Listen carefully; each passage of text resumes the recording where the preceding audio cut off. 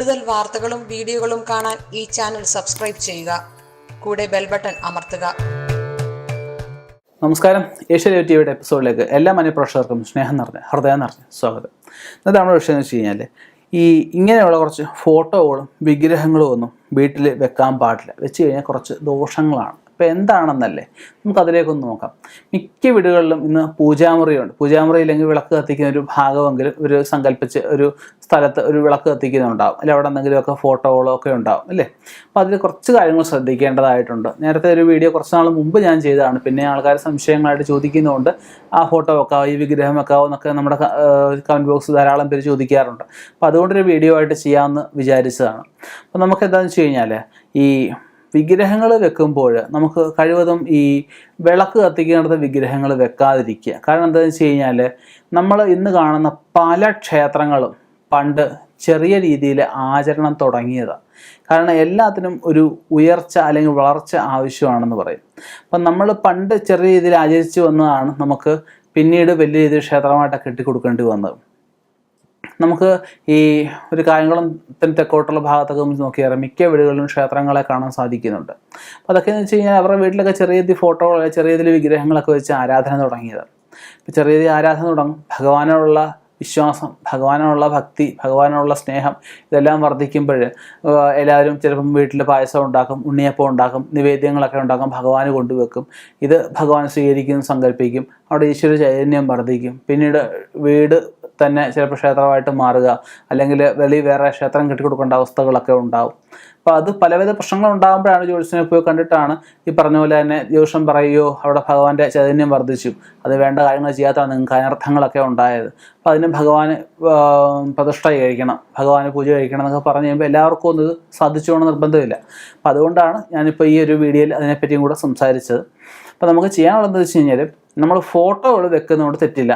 ഈ ചിഹ്നതയുള്ള, അതായത് പൊട്ടിയത്, ചിഹ്നലൊക്കെ സംഭവിച്ചത്, നിറം മങ്ങിയതായിട്ടുള്ള യന്ത്രങ്ങൾ, വിഗ്രഹങ്ങൾ, ഫോട്ടോകൾ, അതുപോലെ ചില ഫോട്ടോയുടെയൊക്കെ സൈഡൊക്കെ പൊട്ടിപ്പോയിട്ടുണ്ടാവും, ചില ഫോട്ടോയുടെ ഗ്ലാസ് പൊട്ടിയിട്ടുണ്ടാവും, ചില യന്ത്രങ്ങൾ ദ്രവിച്ചിട്ടുണ്ടാവും, ചില ഫോട്ടോകൾ ദ്രവിച്ചിട്ടുണ്ടായിരിക്കും. ചിലപ്പോൾ ആ ഭഗവാന്റെ മുഖം മാത്രം നല്ലതായിരിക്കും, ചുറ്റുമുള്ള ഭാഗങ്ങളൊക്കെ ദ്രവിച്ചുകൊണ്ട് നമ്മളത് കളയാൻ മടിച്ചിട്ട് നമ്മൾ ഈ പറഞ്ഞ സൂക്ഷിച്ചു വെച്ചിരിക്കുന്നതാവും. അപ്പം അങ്ങനെ നമുക്ക് ചിഹ്നല സംഭവിച്ചത്, നാശം സംഭവിച്ചത്, അർദ്ധനാശം സംഭവിച്ചത്, തീ പിടിച്ചത്, അതുപോലെ ചെതല് കയറിയത്, ഗ്ലാസ് പൊട്ടിയത്, ഇങ്ങനെയുള്ള ഫോട്ടോകളൊന്നും വെക്കാൻ പാടില്ല.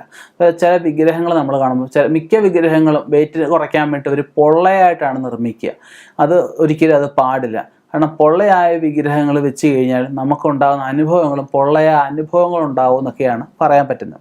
അതുപോലെ ചില വിഗ്രഹങ്ങൾ നമ്മൾ നോക്കുമ്പോഴത്തേക്കും ഭഗവതിമാരൊക്കെ വിഷമിച്ചുകൊണ്ട് സന്തോഷമില്ലാതെ നിൽക്കുന്ന ഒരു വിഗ്രഹമായിരിക്കും. അതുപോലെ ചില വിഗ്രഹങ്ങളിലൊക്കെ ആയാലും ഈ ഓടക്കൊഴിൽ പൊട്ടിയ കൃഷ്ണൻ്റെ വിഗ്രഹങ്ങളായിരിക്കും. അതുപോലെ ചില ഭഗവാന്മാരുടെയൊക്കെ ഈ ഫ്രണ്ട് വശം എല്ലാം ക്ലിയർ ആയിരിക്കും, പുറവശം എല്ലാം അത്ര ഒരു ക്ലിയർ ആയിട്ട് ഈ ചെയ്യുന്നവരൊക്കെ ചെയ്തുകൊള്ളുന്നില്ല. അപ്പോൾ അതൊക്കെ ഒരു ദോഷമാണ്. കാരണം അതൊക്കെ ഒരു വൈകല്യമാണ്. കാരണം മുമ്പ് വശം നന്നായിട്ടും പുറകുവശം മോശമായിട്ടിരിക്കുന്നത് വൈകല്യഭാവം. വൈകല്യഭാവത്തിലുള്ള ഭഗവാനെ പൂജിക്കുമ്പോൾ നമുക്കും വൈകല്യം ഉണ്ടായിക്കോണമെന്നല്ല, വൈകല്യമുള്ള അനുഭവങ്ങൾ നമുക്ക് ചിലപ്പം ഉണ്ടായിക്കോണമെന്ന് വരും.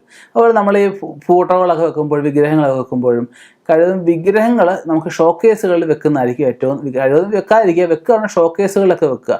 ഈ വിഷുക്കണിക്കൊക്കെ ഭഗവാന്റെ കൃഷ്ണൻ്റെ വിഗ്രഹം മിക്കവരും ഒക്കെ വെക്കാറുണ്ട്. അതൊക്കെ നമുക്ക് ഷോക്കേസ് വെക്കുക. കഴിവതും വിളക്ക് കത്തിക്കുക, ചന്ദരി കത്തിക്കുക, കർപ്പൂരം ഒഴിയുക, ഇങ്ങനെയൊക്കെയുള്ള ആചാരങ്ങൾ ചെയ്യാതിരിക്കുക. ഫോട്ടോകളൊക്കെ വെക്കുമ്പോൾ അതിനൊക്കെ നമുക്ക് ഓരോ പുഷ്പമെങ്കിലും അത് ചാർത്തുകയും വേണം. ഒരു പുഷ്പമൊക്കെ ചാർത്തി കഴിയുമ്പോൾ അതിനൊരു പോസിറ്റിവിറ്റി വർദ്ധിക്കാൻ, അതുപോലെ തന്നെ ഭഗവാനെ സ്തുതിച്ച് നമ്മളൊരു പുഷ്പം വെക്കുമ്പോൾ ഭഗവാൻ കൃപ നമ്മളിലേക്ക് എത്താൻ ഒക്കെയുള്ള സഹായിക്കും. അതുപോലെ മിക്കവരും നമുക്ക് വിളക്ക് കത്തിക്കും. പക്ഷേ വിളക്ക് കത്തിക്കുമ്പോൾ കഴിവതും ചന്ദനത്തിരിയും കർപ്പൂരം ഒന്നും കത്തിക്കാറില്ല. ചന്ദനത്തിരിയും കർപ്പൂരം കൂടെ നമുക്ക് കത്തിക്കുമ്പോൾ അതൊരു പൂർണ്ണതയായുള്ളൂ. അമ്പലങ്ങളിലായാലും കണ്ടില്ലേ, ഏതൊരു പൂജയിലായാലും ചന്ദനത്തിരിക്കായാലും കർപ്പൂരത്തിനായാലും ദീപത്തിനായാലും ഒക്കെ പ്രാധാന്യമുണ്ട്, അല്ലേ? അപ്പം 3 തരം ദീപങ്ങൾ നമ്മൾ സമർപ്പിക്കുക. ദീപധൂപ സമർപ്പണമൊക്കെയാണ് ഉദ്ദേശിക്കുന്നത്. അപ്പോൾ അതായത് ചന്ദനത്തിരി ആയപ്പോൾ ഒരു അഗ്നിയല്ലേ അതിനകത്ത്, ഈ വിളക്കായാലും അഗ്നിയല്ലേ, കർപ്പൂരം കത്തിക്കുമ്പോൾ അഗ്നിയല്ലേ ഉണ്ടാകും. അങ്ങനെ 3 തരത്തിലുള്ള അഗ്നി സമർപ്പണമാണ് നമുക്ക് ഉദ്ദേശിക്കുന്നത്. അതിനകത്ത് നമുക്ക് സൃഷ്ടി, സ്ഥിതി, സംഹാരം എന്നൊക്കെ വേണമെങ്കിൽ നമുക്ക് അതിനെ പറയാം. അപ്പം അങ്ങനെ നമുക്ക് ഈ ഫോട്ടോകളൊക്കെ വെക്കുമ്പോൾ ഇങ്ങനെയുള്ള കാര്യങ്ങൾ ശ്രദ്ധിക്കുക. അതായത് ചില ഗിഫ്റ്റ് വന്ന ചില വിഗ്രഹങ്ങൾ, പ്രത്യേകിച്ച് ഈ ഓടിൻ്റെ ഒക്കെയുള്ള അതുപോലെ വൈറ്റ് മെറ്റൽ പോലുള്ള വിഗ്രഹങ്ങളൊക്കെ കാണും. ഇതിൻ്റെയൊക്കെ ഒരു സൈഡ് കാണും, മറു സൈഡ് കാണത്തില്ല. അതുപോലെ ചില ഫോട്ടോകളൊക്കെ 3D ഫോട്ടോകളൊക്കെ ഉണ്ട്.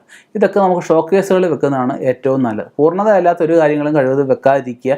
നമുക്ക് അതുപോലെ ഇഷ്ടമുള്ള കാര്യങ്ങളാണെങ്കിൽ ഷോക്കേസുകളിൽ കഴിവതും വെക്കുക. വിളക്ക് കത്തിക്കുന്ന പ്രാർത്ഥനാ സ്ഥാനത്ത് വെക്കാതിരിക്കാൻ നല്ലത്. അതുപോലെ നമുക്ക് ഈ പ്രായമായി മരണപ്പെട്ടു പോയവരുടെയൊക്കെ ഫോട്ടോകൾ കഴിവതും നമുക്ക് വീടിൻ്റെ എവിടെയെങ്കിലും ഹാളിലോ വല്ലതും നമുക്ക് വടക്കേ ഭിത്തിയെ തെക്ക് ദർശനമായിട്ട് തൂക്കാം.